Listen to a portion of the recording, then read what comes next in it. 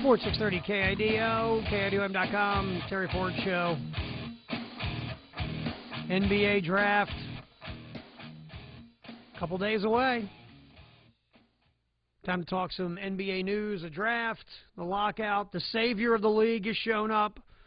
Let's talk with Kevin Burke, our buddy from HoopDoctors.com. Hey, bro. Wait, who's the savior of the league? Ricky Rubio. Oh, I thought you were talking about me. You might be a better savior for the league than Ricky Rubio.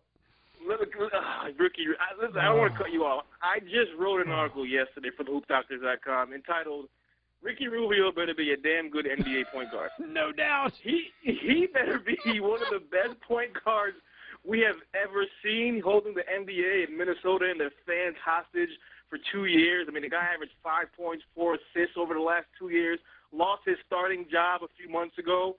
I'm just saying, this guy better be as advertised. I hope David Kahn knows what he's doing. Bro, he shoots under 40% from the floor. I forgot to mention that. He shoots under 40%. I mean, he's a great, and I don't live in Spain. I don't get a chance to watch him day in and day out, but I have done my research, my due diligence to kind of look up some film on him and read all the scouting reports I can. Great passer, very, very gifted passer. Looks like Pistol Pete, kind of plays like him as well. Exceptional. He has one of the best, I guess, sets of combined court vision and passing abilities right now in the NBA, I think. But, I mean, he's very slow. He's immediately one of the slowest point guards in the league. He said he's going to thrive in the fast break. No, you're not if you're going to be that slow. In case you haven't watched, you know, the point guard position is by far the most athletic position in the NBA, and he plays below the rim. He's kind of slow, so, you know, good luck to you, Ricky Rubio. Bro, he plays below the net. Forget below the rim. He plays below the net. And he is going to get destroyed on defense, by the way. Oh, obliterated. Here's a couple of names of who was drafted after Ricky Rubio in the 2009 NBA draft. Point guards, Stephen Curry, Brandon Jennings, Drew Holiday, Darren Collison. Those guys are starters right now for their team. So, translation, he better be as good as advertised right now. I mean, they're going to trade Johnny Flynn to make room for him. I mean, they're doing everything. They're selling tickets for $9 to match his jersey number. No. Listen, hey, this guy better pay the bills. He better. I got 3 words for you, bro. Crash and burn. Yeah. It is going to be ugly. I am not holding my breath. I'll tell you that much. You know, but he's going to be this guy. And you know how this works in our highlight-driven society. He'll throw a couple of highlight passes a game, and everybody's going to see it on SportsCenter, and everybody's going to think he's really good. But then when you actually sit and watch a game, you're going to go, that dude sucks. Yeah, I watched his entire introductory press conference today about a few hours ago. I mean, he speaks, you know, he's getting his English together, so, you know, you can't knock a guy for that.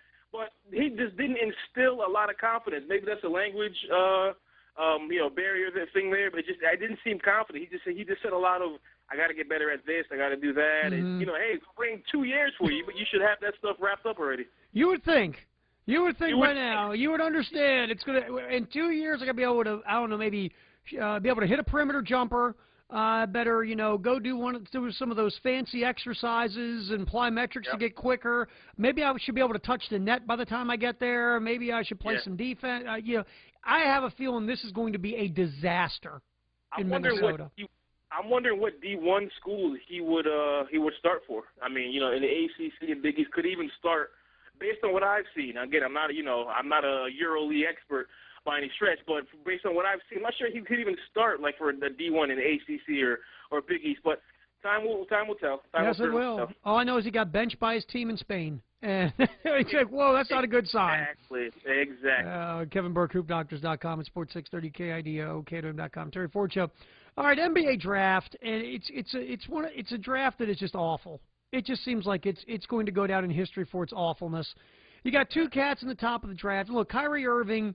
I think the biggest complaint is we only saw 11 games. If Kyrie Irving would have played the whole season to the quality he did, Kev, that first couple of months, that first month, no one would be going, hey, we only saw 11 games of this dude. I mean, Kyrie Irving, obviously, from what people saw, they think he is the #1 pick in this draft. He's the best point guard in the draft, and obviously in the NBA today, you need a point or you're in trouble. Then the other elite guy we think is Derek Williams at Arizona, who, in his 2 years, put up some stupid numbers if you just sit back and look at it. And we watched him play in the NCAAs. And after that, dude, it's like shooting fish in a barrel. It's like bobbing for apples. It's like picking names out of a hat, blindfolded. It's pinata time. I don't know. Yeah. I don't. I'm really still trying to understand.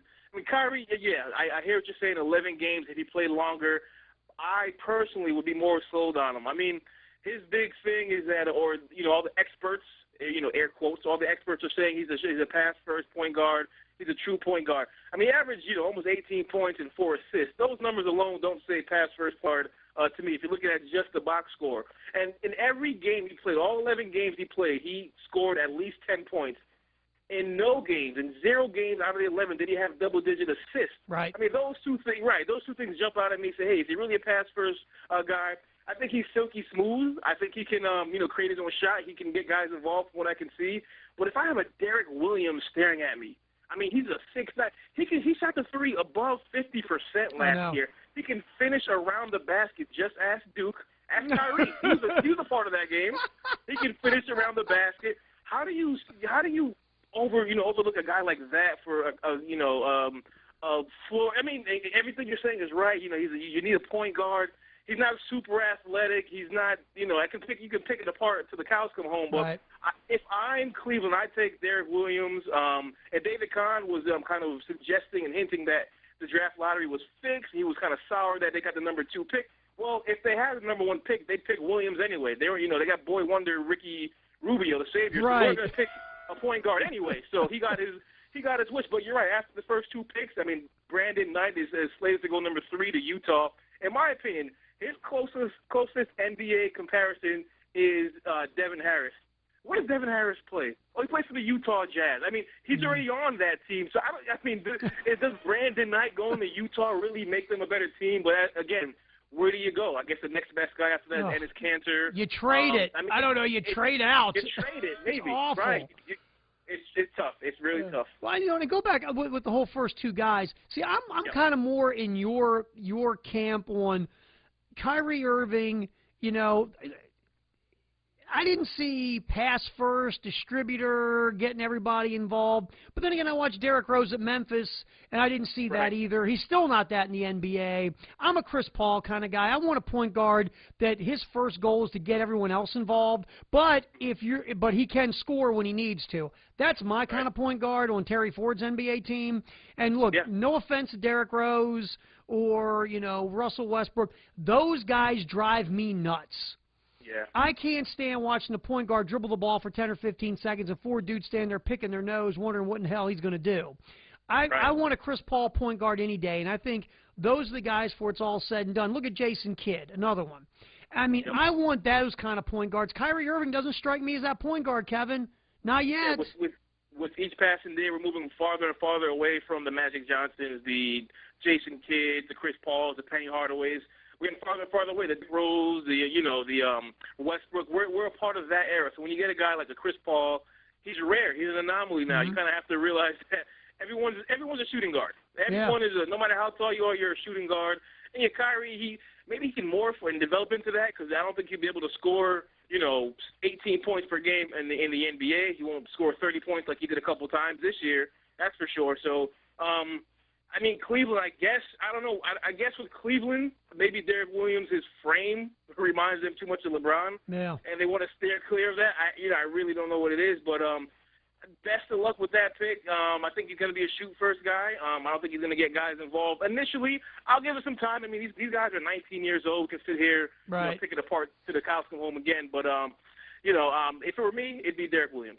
Well, I'll tell you this. I would rather have the 2nd pick in this draft if I'm Minnesota because I don't want to make that choice. I don't want to pick between I think Derek Williams is more the sure thing of being a good NBA player than Kyrie Irving.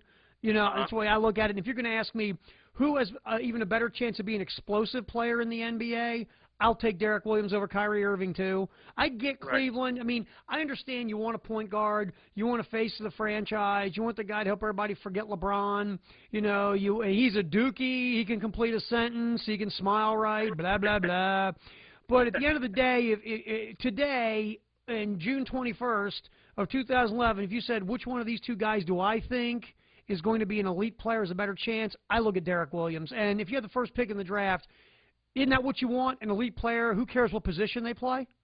Yeah, I completely agree. In a draft like this, I think it's best available over need in this draft. With some minor exceptions, I guess Cleveland's mindset is that they're going to take Kyrie number 1 and then cross their fingers that Enes Kanter will be there at 4, which I think he certainly will be. But I mean, Kanter and Williams are probably roughly the same height, but play 2 completely different games. I mean, Williams can score from anywhere on the floor. Kanter is a bruiser. He's a banger down low. But I mean, you have a guy like J.J. Hickson, who kind of does a similar things to what Kanter does. I guess, and it's funny to me because word out of Cleveland camp is that they don't want to draft a Derek Williams because they have J.J. Hickson. To me, I think Hickson is more of a Kanter than he is a Williams, so I'm kind of lost there. But so I mean, their intentions are right. Get a small guy and also a big as well, so you kind of balance out the floor. So I get where they're going, but I'm not sure. Hey, this draft is weak, but I'm not sure that they're going about it the right way. Kevin Burke, HoopDoctors.com, Sports 630 KIDO, KDM.com, Terry Fortune. I'll give you the other one, and I heard this today, and this better be a big load of fertilizer, that the Lakers want to get in the first round, and they want to get in the upper part of the first round, and they're willing to deal Pau Gasol to do it. Now, look, Pau Gasol, this in the postseason was awful. Girlfriend issues, Kobe's wife, whatever it was. I don't know. I don't know what the problem was. But here's the thing. We all have such short-term memories. Pau Gasol, first of all, there was no Andrew Bynum in the last couple years in the postseason. This cat's always hurt. Gasol has been their go-to inside guy. They got 2 rings in the last 3 years, been to the finals 4 times, in 3 times in the last 4 years, rather, with Gasol. The guy's put up he's a double-double machine. Could he be tougher? Yeah. Could he be meaner? Sure. But at the end of the day, in a league that doesn't have a whole lot of real quality, skilled big men, he's right up there near the top. And to trade him to get a top 5 pick in a weak draft makes 0 sense to me, dude. 0 cents. Yeah, it goes back to like when they got swept by the Mavericks. Everyone's saying, "Hey, break up the Lakers," and I said, "Whoa! Why break up the Lakers?" So I guess this is probably acting on that impulse. But what I have heard today was that any sort of power rumors are untrue, but this is out of Lakers camp, so maybe that's just kind of posturing. Yeah. But I also heard, Pau Gasol for Kevin Love straight up. I don't know. Kevin Love, the double doubles, how many, I forget how many in a row it was. He set an NBA record. It was sick. Yeah, it was ridiculous. I mean, he hit a 30-30 game, but the team won 13, 15 games. Yep. I'm kind of confused how that happens. A guy that's so productive, who was a clear most improved player. Why was the team so, terribly bad? The worst record in the NBA. I'm not sure what to make of the Love thing. But, yeah, with Pau, he's one of the most skilled big men. Next to, him and they put him in a hat and, toss him up. They're just very skilled, different skill sets, of course. Very skilled. Can he be tougher, like you said? Absolutely. But hold on to him. He's 29 years old. I mean, he had a bad playoff. Maybe it was mental, like you said, with, the whole Kobe and his girlfriend and whatever. And give the guy a break. I mean, this is one of the most skilled big men in the league. No way do you deal him entering, I think, the prime of his career. No, again, I've said this before. You're going to deal somebody, deal goofy Andrew Bynum. That dude's never going to play over 70 games in a season ever. No. Ever. No, right, and if he does, I mean, are you going to get a 20-10? Probably not. You're probably going to get, your 14-8 or whatever. So, I mean, well, that's a sign of the times with the big men. You're absolutely right. When the Lakers were actually rumored to be trading Bynum for Carmelo, I didn't believe it at the time. Now, the Lakers, if they pull the trigger on that, they'd be sitting pretty. But they didn't say you never trade big for small, so they didn't do that. And they're stuck with this guy who was out, up for attempted murder on J.J. Barea. So we're talking to Kevin Burke, HoopDoctors.com, and Sports 630 KIDO, KM.com. Hey, man, we'll watch the draft, and we'll get back up here next week, and we'll talk about it, brother. Sounds good, my friend. All right, man, we'll see you.